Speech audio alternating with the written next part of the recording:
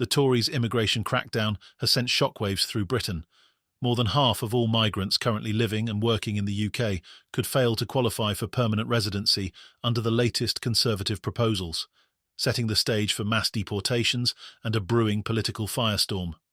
Kemi Badenoch has doubled down, insisting that only those who pay their way should stay. The message is clear: if you don't earn enough, you're out. This dramatic shift in immigration policy is poised to reshape the country, and the numbers tell a devastating story.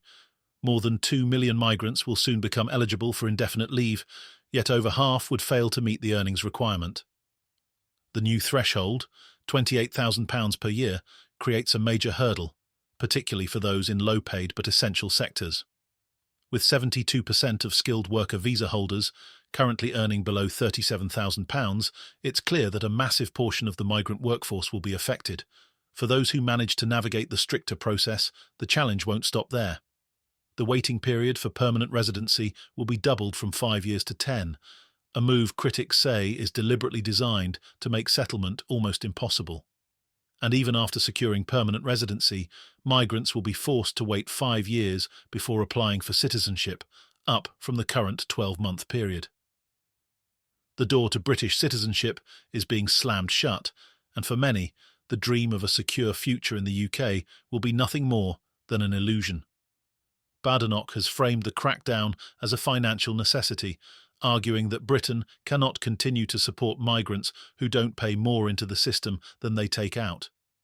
She has branded social housing claimants and welfare recipients as net recipients, accusing them of making hard-working Britons poorer by placing an unsustainable burden on taxpayers. The Tories are painting a clear picture. They only want migrants who can contribute, and those who don't will have no place in the UK. The political battle is already raging.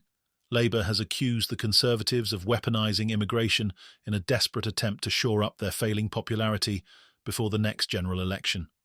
Meanwhile, business leaders have warned of economic catastrophe, pointing out that industries critical to the UK economy rely on migrant labour that would now be excluded under the new rules. The hospitality industry is already in crisis, struggling with labour shortages post-Brexit. Many chefs, bartenders and hotel staff earn well below the £28,000 threshold, meaning businesses that already can't fill vacancies will face even more difficulties. The same goes for construction, a sector that relies heavily on migrant workers to complete major housing and infrastructure projects. The loss of a significant portion of this workforce could lead to delays, rising costs, and an economic slowdown. Perhaps the biggest alarm has been raised in the health and social care sectors. With the NHS already struggling, many nurses, carers and paramedics earn below the proposed threshold.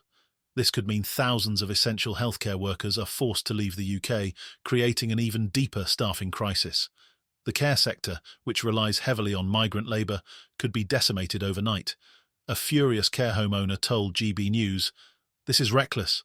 We are already short on staff, and now the government wants to make it even harder for workers to stay. Who's going to look after our elderly? British workers won't fill these roles.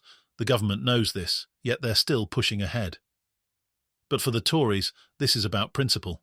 Shadow Home Secretary Chris Philp has insisted that Britain cannot continue to subsidise people who haven't paid in. He argued that Labour's approach would mean British taxpayers covering the costs of migrants who may never contribute enough in return. Indefinite leave to remain must be earned, Philp declared. You must contribute more financially than you take out of the system. A British passport is a privilege, one that has been debased by benefit tourism for too long. Our plan gets it right. Migrants who pay their way will get to stay, and those who don't will have to go. Labour's leadership has rushed to push back, calling the plans divisive, damaging and deeply unfair. They argue that Britain's long-standing reliance on migrant workers means this policy will cripple key sectors and trigger a devastating labour crisis. But with the public increasingly frustrated with rising immigration numbers, the Tories are betting that a tougher stance will play well with voters, especially as they struggle to regain credibility after years of economic turmoil and scandal. And speaking of scandal, the Labour Party is already under attack from another direction.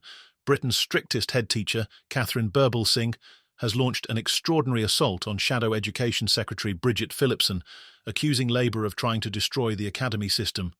The Labour-led school bill would strip academies of their autonomy, forcing them to comply with government-controlled curriculums, teacher recruitment rules, and pay structures. For Babalsingh, this is a betrayal of everything that has made academies successful. Her school, Michaela Community School, is a shining example of what independent academies can achieve, with student performance rivaling Eton College.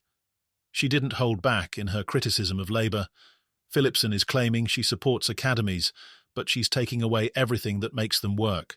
She wants uniformity, government control, and mediocrity. If she truly cared about improving schools, she would be learning from us, not destroying our freedoms. Her fury has fueled fresh debates about the future of education in Britain. Will Labour's reforms lead to a fairer system, or are they another step towards centralising control in Whitehall? Meanwhile, Labour's economic policies have landed them in even more hot water as Vertu Motors announces major job cuts and dealership closures, blaming Rachel Reeves's budget. A £10 million increase in wage costs, driven by minimum wage and national insurance hikes, has forced the company to take drastic measures. "This government is making it impossible to do business," said a company insider. "Our costs are spiralling out of control, and this is just the beginning. Businesses across the UK are going to feel the pain."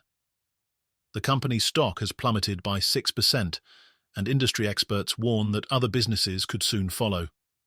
With Labour's zero-emission vehicle mandate adding further financial strain, Britain's automotive sector is bracing for more losses. But perhaps the most humiliating scandal for Labour has emerged in recent days, as Keir Starmer faces a police investigation over his voice coaching scandal. During strict Tier 4 COVID restrictions, Starmer's personal voice coach travelled more than 50 miles across lockdown areas to provide in-person training, despite the fact that he had already been receiving remote coaching via video calls. This has sparked outrage, with critics accusing Starmer of breaking the same lockdown rules he attacked Boris Johnson for violating. "The question is simple," a Conservative spokesperson said. "Was a voice coach a key worker who needed to travel between lockdown areas? If not, why did Starmer break the rules?" Tory MP Richard Holden has written to the Prime Minister demanding answers. While Labour insists that the rules were followed at all times, the damage has been done. With an election on the horizon, another scandal is the last thing Starmer needs. From immigration crackdowns to education wars, from business turmoil to a humiliating voice coaching scandal, Britain's political landscape is a battlefield. The stakes couldn't be higher, and with the Tories and Labour locked in a vicious fight for survival, one thing is clear: the chaos is far from over.